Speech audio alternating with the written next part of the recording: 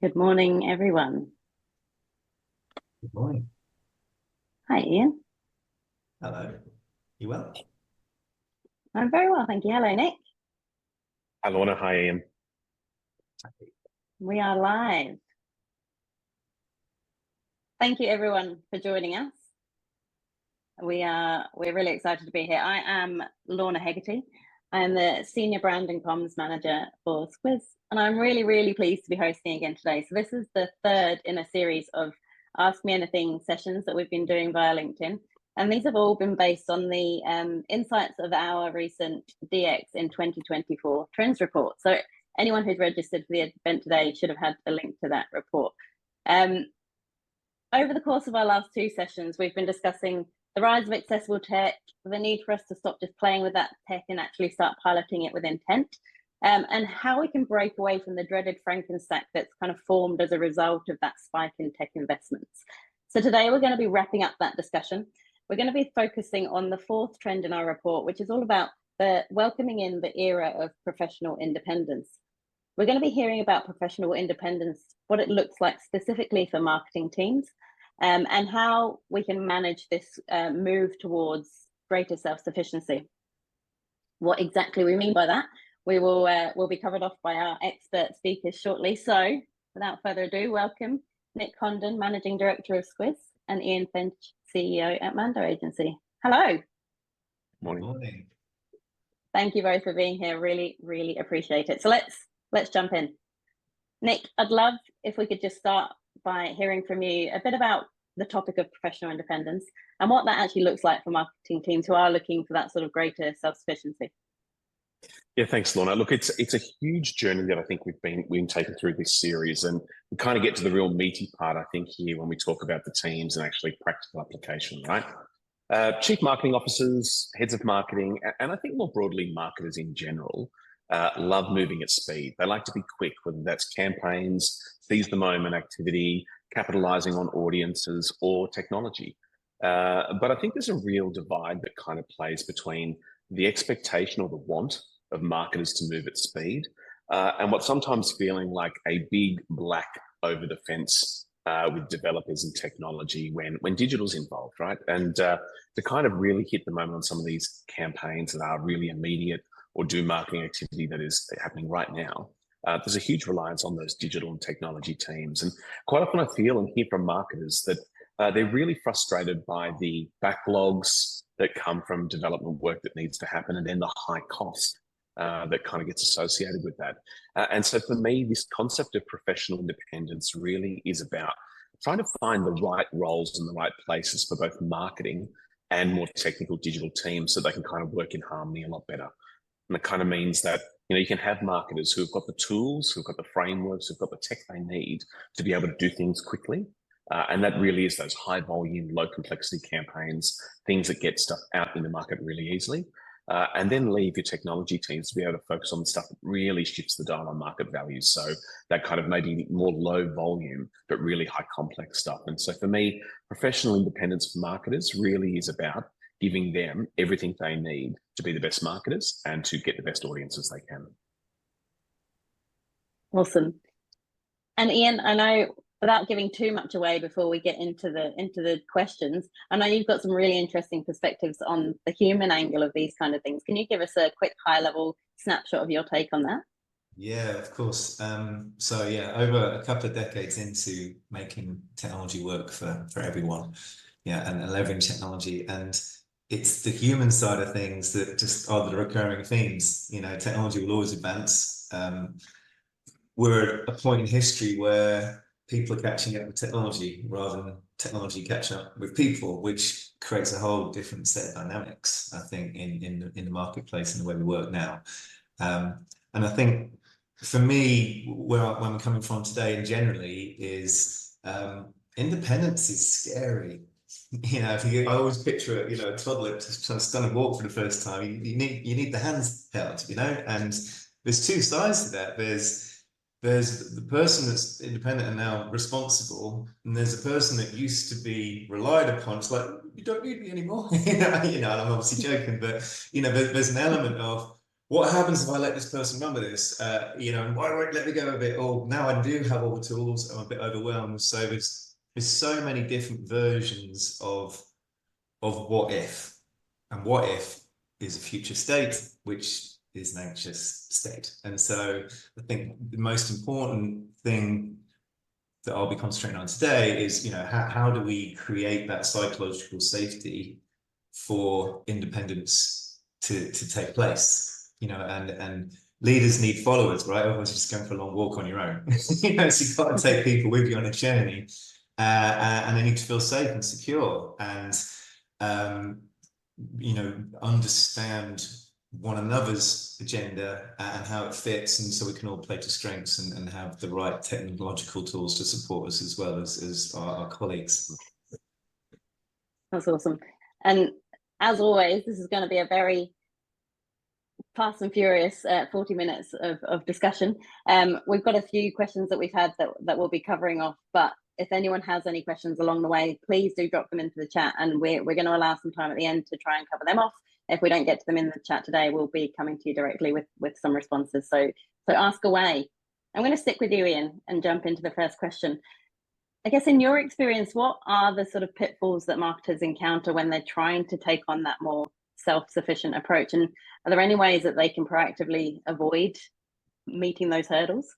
Yeah, I think there's two, maybe three key things. I think one, in no particular order, I think the first is, by the time you want to be independent, you've probably, because you've got a backlog of tasks, frustrations, and whatever else it might be. And so there's, and I've certainly experienced this in my own professional life, you know, you can be a bit of a kind of a rabbit out of a hutch kind of situation. I want to do it all. And big bang can usually burst into flames, maybe not literally, but certainly kind of emotionally, you know, because it's willpower and energy that, you know, spreads and do this, do this, do this, do this, do this, all these channels, all these kind of routes to market.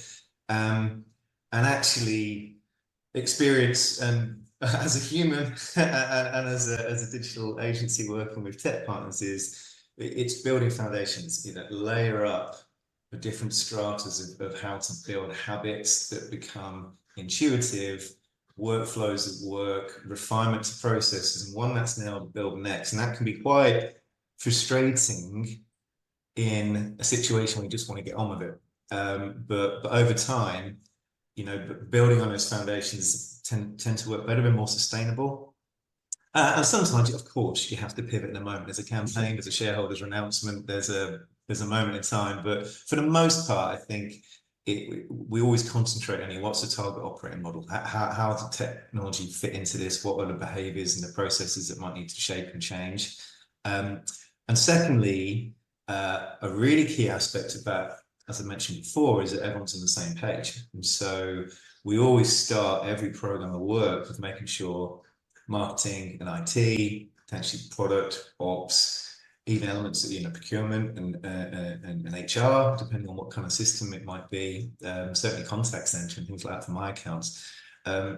Everyone's there with a different vocabulary, a different agenda, different scorecard, hopes and dreams, you know, and so we kind of go, well, what are we trying to achieve as a business? What do we think are the features that relate to that? But then what are the dependencies? What are the communication aspects? What are the training needs? You know, where are we at in our journey? And it's interesting, every single time we do this for years and years and years, you just have this light bulb moment where shoulders drop and go, oh, that's why you make this unreasonable demand, but I don't understand whatever it might be. Because actually this thing is number 20 in the backlog, and you debate it and go, actually, do you know what? It could be 15. That's critical path. But it's 15. You just assumed it'd be 2, and it can't be, because we've got, you know, this end of life platform or wherever else it might be, or vice versa, you know, IT to marketing. Oh, I realize you can't wait for a campaign that's time limited to, you know, Easter or whatever it might be, you know. And so getting them on the same page and shared dependencies, and know what are now, our next, and our future. I mean, potentially future ideas in a parking lot. We just see time and time again, and one of the things I'm most proud of in the agencies, whether it's an international bank or a charity or a telecom, we've always had this feedback that when we do these workshops, we get further in 2 days together with you facilitating than we get with 6 months on our own. And that is not because we're superhuman and amazing and have like extrasensory perception. It's because we just need an external facilitator to get everyone coalesced around the same language, vocabulary, shared goals, because it's one of those kind of wood for trees kind of moments. I think you're really right, Ian. Like there's this sense of all of the positivity of innovation and goodwill and people wanting to push ahead and do things differently. If you're not all on the same page, it really can actually get you into a worse spot than you started, right? And I'm thinking things like just fragmented applications, things that don't talk to each other, security issues, who's got the login for that. The goodwill can very easily be undone, which I think really disenfranchises people and kind of says, well, we won't try anything at all if this is how it is. So that, as you say, that time of getting on the same page, really aligning, working out what's important for the organization, which is like end user, your practitioners and teams, security, all those other things, hugely important. Yeah, absolutely. And you know, some tales in the trenches, you know, some of the largest organizations still end up, everything's based on a system that was written in Access by a freelancer 25 years earlier. And it just kind of grew and grew and grew, you know, and I was like, who built that? Oh, I don't know. I think, you know, like you said, you've got the password for it. What? You know, and it's amazing. Even the most efficiently run large-scale organizations have these kind of skeletons in the closet, and it's just better to always get it out on the table and go, where are the risks? You know, in any good project management or program management, you want more risks than issues because you can mitigate risks. You have to fix issues, right? And but they can be risks that are emotional, org chart, psychological as well, and just get it on the table, and then you know you build that trust and empathy and that intimacy, and then you can start moving faster. I think Nick, you kind of touched on it a little bit before, that this idea of self-sufficiency is kind of largely driven by that desire for continuous improvement, right? Like marketing teams don't want to have to wait around. They want to be able to adapt and improve their marketing efforts as they go. But often knowing how to be able to do that as a team is the biggest hurdle, right? How do I get started? So are there strategies that you think marketing teams can, or their marketing leaders can sort of start to implement to foster that culture of continuous improvement, and then and encourage that sort of experimentation within their teams? Yeah, I really think there are. I mean, the first one for me that always stands out is that marketers aren't technologists, right? But there's a huge reliance on marketing for technology. In the same breath that technologists aren't marketers. But I think there needs to be this respect that actually the game has shifted a fair bit. Where once upon a time we would have been looking at printers and large format kind of designs, we really are playing more into the tech space, and what the tech does and the knowledge of the technology hugely shifts the success of marketing campaigns, hugely, right? And so I think actually at the first stop, it's very much a leadership conversation. CMOs, heads of marketing, need to be looking at the makeup of their marketing teams, right? They need to be understanding what do they need in that team to kind of hit the outcomes. And I'm not just talking about kind of like someone focusing on trade marketing and someone focusing on print and those kind of things, but deeply, what are the tools and what are the pieces within your marketing ecosystem that are significantly going to shift the dial, and how do you get the right expertise behind them? So not having someone who has a level of digital knowledge or a deeper level of understanding of some of those technologies is a huge gap. But you see a lot of marketing teams swing it the other way as well, and they lose the strategy, they lose the kind of marketing purist pieces. And so I think it's something on CMOs definitely to make sure that they're getting the measurement of those teams right, and so that the makeup feels good. But the other thing I think they really need to do for me is understand where people are good and where people need assistance. We talked before about this need for speed, and being able to be independent kind of leads to continuous improvement, continuous development, and being able to deliver in a quicker way. But I think that only comes when there's a culture that supports that. And so for me, I think it's about saying, what are the things that we need marketers to be able to do quickly? Let's support that and have the right people there. And then similarly, where are the big complex things, and who's the best person to help us? Because I think quite often you see marketing teams, a marketer might come in, or a head of marketing might say, we need a 5% increase, throw a piece of paper on the desk and say, get me better numbers.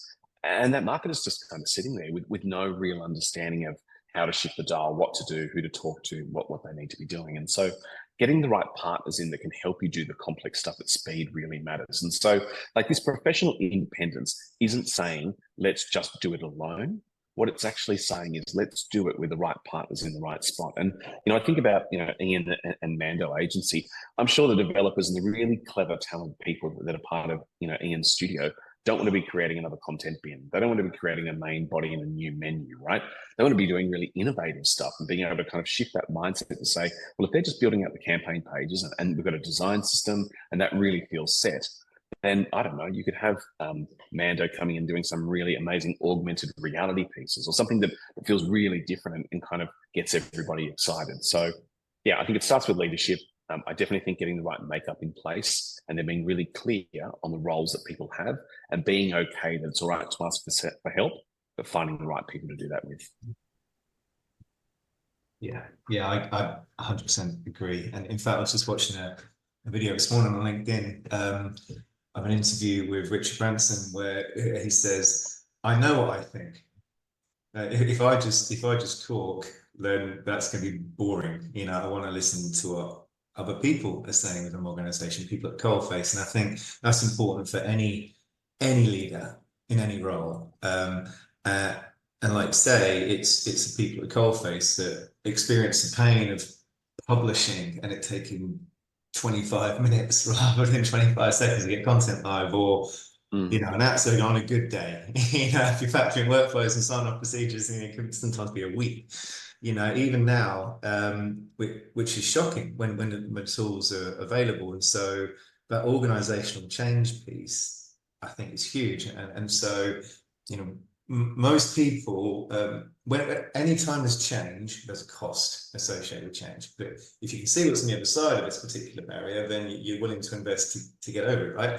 And so painting that future needs to be in a language that the contact center will empathize with and feel and appreciate that their call center volume has gone down so they can have more value to customers. The publisher that's got to go through 18 stages of sign off, some of which are analog, can suddenly, get on with their job. And so it's the tools to free people up to be able to work at a pace that adds value where they can play to their strengths. Is absolutely key. And so, I mentioned about target operating model before. I think the strategy does have to involve every aspect. And I think another thing that often happens in human interaction is you'll have the abstract or even very specific goal, like 5% increase in whatever, and they're like, well, what does that mean today? How does me writing content achieve that? And I think the job of that we have in working with partners is to go, well, let's just connect these dots so that this person doing this job here within the system can see the line of sight. I love that example. It goes around periodically about the NASA visit where they ask, the janitor, what you're doing, and he's like, I'm putting a man on the moon, and that is, I keep coming back to that. Some of these stories go around because they're just perfect, they're timeless, and I think if you have that approach when it comes to strategies that everyone understands their part. I think one last thing to say, and I could talk about that all day, but is some people, they talk in part form solutions and other people talk in goals. And you have to cope with both. Certainly I run a company full of people like, stop solutionizing, just make it abstract and I'll gather requirements. And I'm like, no. Because if I do it, I guarantee there'll at least be a subset of other people that do it, and we have to find a way to funnel what people mean. And so a regular challenge we have that is still really vital now is somebody says, I need X, and you go, why? Because it's, inverted commas, new and shiny and everyone else has got it. That's right, but we're a bit more nuanced than that, but you get the point. And you go, well, actually, what's the driving that? Oh, actually, you want to achieve A. Well, the first step to achieving A is B, not this thing over here. And everyone needs that sometimes, and understanding the difference between a part solution or an idea, or when someone's talking at a subcomponent level rather than a big picture level, is really crucial. And then again, you absolutely need a team dynamic and some facilitation to do that. Yeah, I kind of feel like, think, oh, sorry, Laura. no, you're fine. I was just going to say, carry on. I was just going to say there, I think that like the perfect balance of like what great marketing looks like is often doing the boring foundationals right consistently, and then having markets of creative brilliance in between to kind of pet and pocket. But so much of marketing needs to be kind of in that world of getting those really great disciplines and foundations in place, doesn't it? Yeah. And I think that's, I mean, it's all so relevant, and everyone will be nodding their heads, I'm sure, that's watching as well. I do think as well people will want to hear what's the tech. So we've talked about the partners and the teams that you need to build and the people that you need to be working with and the culture that you need to foster. But what sort of tech has been actually really changing the game for marketers in terms of creating that self-sufficiency, and also, I guess, encouraging creativity, or at least making creativity easier, if that's a way of putting it? Oh man, I feel like we could be opening a can of worms on this one, right? Like, I mean, everywhere, every piece of marketing, there is a piece of tech, right? To the point that it's just beyond overwhelming now. And so who knows to some level, but like, I feel like being an ex-marketer myself and still kind of doing marketing here and there day to day. I think back to like what I really loved when I was a marketer. And it kind of like the dopamine hit really came from seeing a bloody amazing campaign go live that was either creative or really effective, or people stood back and watched. Like there's something in just being able to say, I've connected with that audience and I've done it in a different way and people are noticing, right? So like, what do I think technology is game shifting for marketers? I think it is either tools that are making marketers more / less creative, and stuff that's around data. Like they're the two things that really kind of pin to me for like for a marketer. And what do I mean by that? So like obviously there's tools like Canva and a bunch of these like really amazing, somewhat AI driven, but really easy tools to get stuff built quickly, right? And arguably you would say things are far more creative because those tools are there and marketers are able to do more. Obviously, no one's getting more budgets at the moment, right? So it's not like we can bring on another 3 designers to make us more creative. So we do need to find ways to optimize. But in the same breath of me saying these tools like Canva and marketing automation and all of those definitely make the output more creative, I wonder if they're actually making the individual more creative, like it's this sense of it's doing the hard work for them. And so I think that those tools really are important. And you can see a huge amount of those that have come about. But then the second part of it, I think, is really being digitally led in so many campaigns now, and so much reliance we have on digital for campaigns. The data that exists around all of those campaigns it's huge. And so I think the two areas where a lot of game shifting happens is first in things that make us more creative or get the campaigns more creative, and then things that drive more data or more insight or more analysis so that we can optimize those budgets and kind of track performance better. Yeah. There was a study years ago about, I mean, it would have been like at least 10 or 12 years ago, about the nature of creativity and actually how deeply disturbing the creative process is. People typically aspire to be creative, want to be around creatives.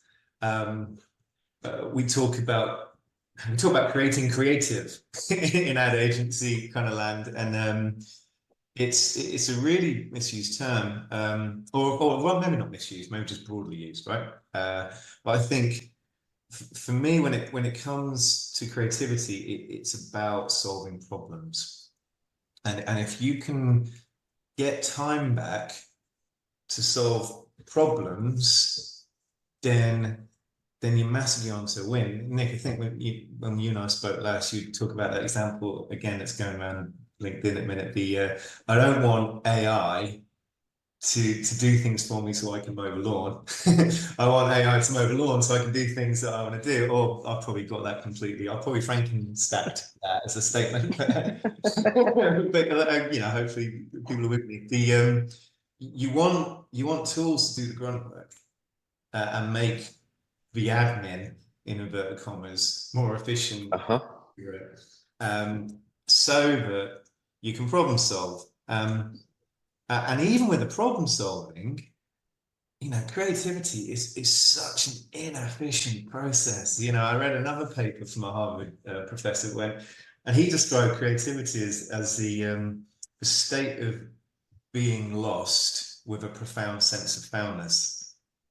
Make it that way, you know, but it didn't resonate, you know, like, I don't know where we're going to go with this. I'm creating this kind of art. I'm Michelangelo. I'm just going to keep hitting his statue until I see David appear, which is mad, isn't it? You know, he said, "I just keep chipping stone away until there's nothing more to take away." But you know, the absolute simplest it could be, but that dogged determination that it's going to happen, you know, that comes with a massive cost. And so if there's tools that allow you to essentially stand on the shoulders of giants, of people that have pioneered this particular path and they know what works, and yeah, then that's amazing. And then, so I think if the tools can get you to a point where the absolute ether, the difference between coming second, coming first, is what you can focus on because you've got the supporting ecosystem.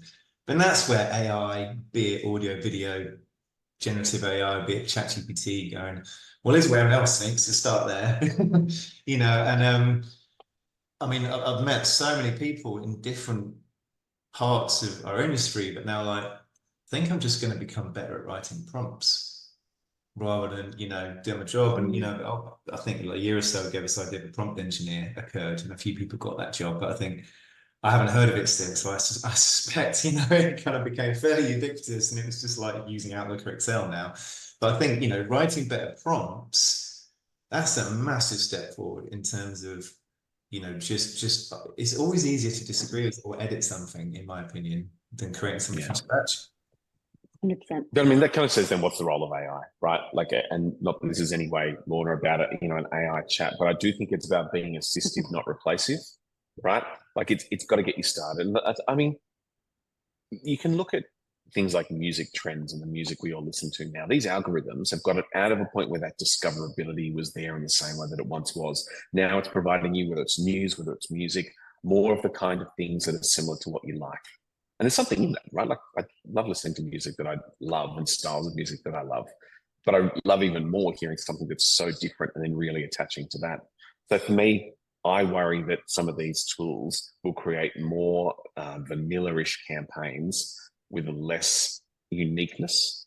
So I think it's about, and being a software vendor, this is on us, right? Like getting the balance right to be able to say, how do we actually get the mundane, boring stuff automated so people can do the creative stuff more?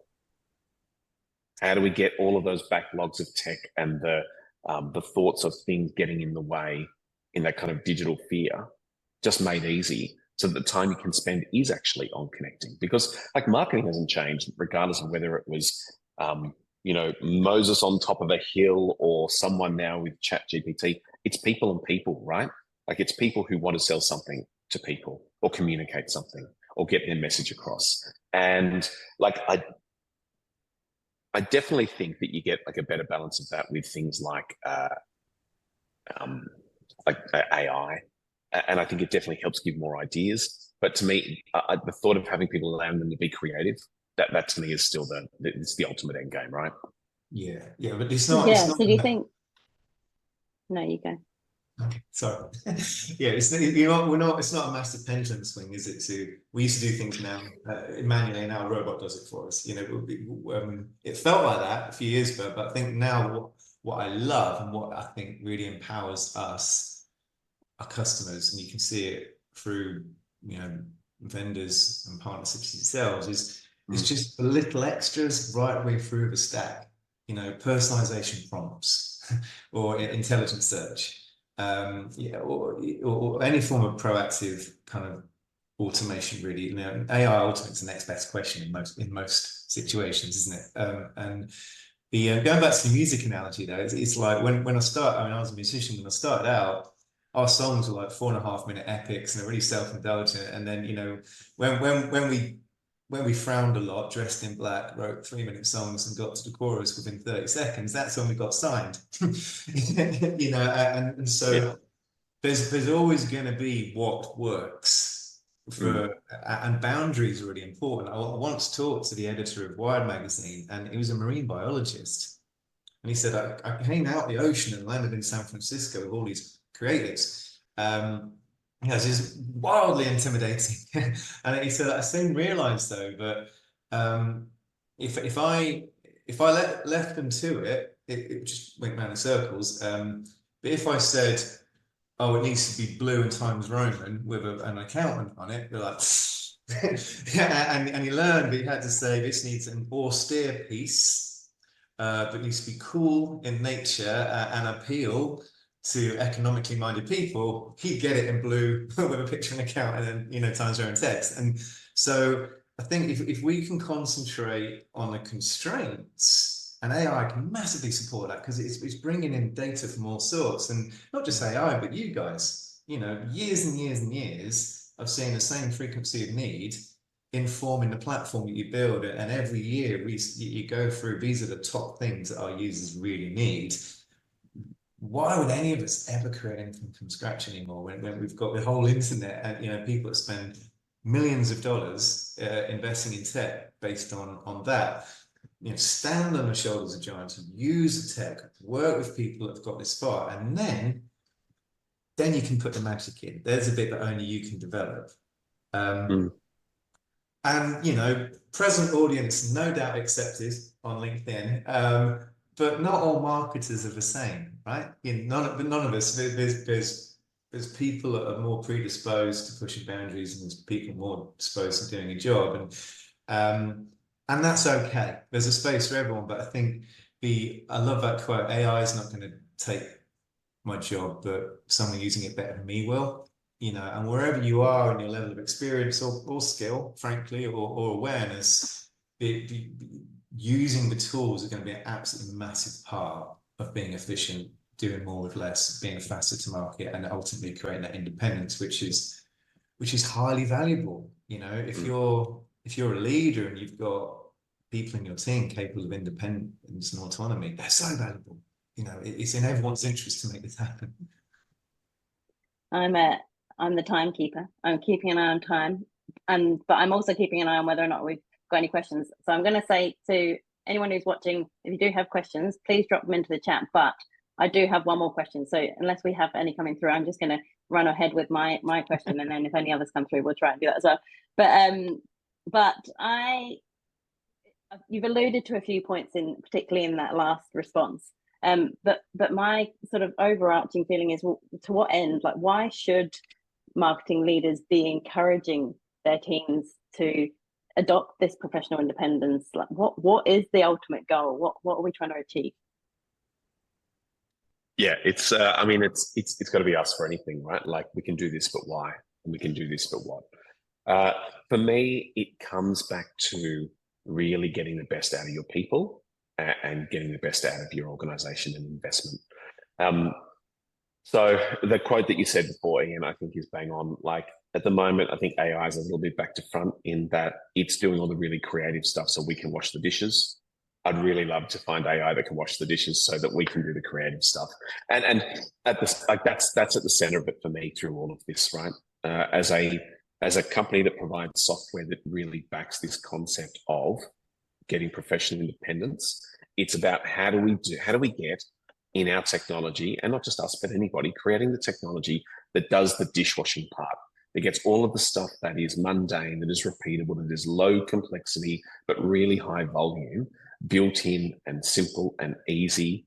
I think that a lot of marketing teams struggle with digital skills, and especially in big complex organizations where sometimes someone who joins a marketing or a digital team may not actually even have that digital expertise, but they've joined that team. And you want to make sure that the tools that you've got are easy to pick up, that they're intuitive to use, and they kind of really meet the maturity of your team as well. So look, for me, I think, like, to what end? So that marketers can do what marketers love more, so that they can be more creative where they need to, that they can find the right balance within their team, that they're confident to try new things, that that culture of continuous improvement and continuous development exists. And so that out of all of this, those marketing teams, when they do have that head of marketing say, we really need to shift the dial by 5%, they've got the tools waiting there, whether it's insights and analytics tools to do A/B testing, whether it's a range of kind of design systems so they can build a couple of different pages, they can look at research to understand, maybe where the opportunities they haven't, kind of yet got, and then use things like AI to give the right foundations to be assistive, then let them really be creative and do stuff that changes the market, that allows marketers to really be creative and hopefully do the thing that they love doing at the end of the day. I think setting people up for success is key. Why do we want people to be independent? Because that's how you scale anything. If people are dependent, then you will only get as far as you as a leader. Imagine you've got 100 people all dependent on you. But if you've got 3 people who are completely independent and you trust them, and you've got that intimacy, and you've got the boundaries and the habits, then that 3 can have 3, can have 3, and that's 3, and then you've expanded and grown your market. And I think you always need to employ people who are better than you at something, and then set them up for success. And if the tooling can help them be more successful, then it's your job to do that. I think the other thing is that, we're in an age where everything's instant, right? And everything's intuitive, and that's good. You want things to be intuitive and instinctual and familiar. I think sometimes we've forgotten to read the instructions. You guys build these massive platforms with all these features that you've seen time and time again over multiple sectors with hundreds of users. And it's all there, but someone like, well, I do it this way, and I've always done it this way. I need a tool that makes me marginally better at doing it this way. Whereas actually, if we create a culture of openness and research and experimentation and learning, and we go, well, this Gartner-backed system says maybe look at this kind of stuff. Let's see if that works, and allow the shoulders of the giants to influence your operating model as well, not just constantly constrain tools to how you already do things. That's not how we exponentially improve. We are very short on time, but I'm going to throw a curveball. We've had one question come through just now that I think would be really good to address. So you've got the challenge of addressing this in 1 minute. How do we make sure people aren't going rogue? So as per the question, we can create code, we can create our own brand assets, we can write copy. How do you stop people going rogue?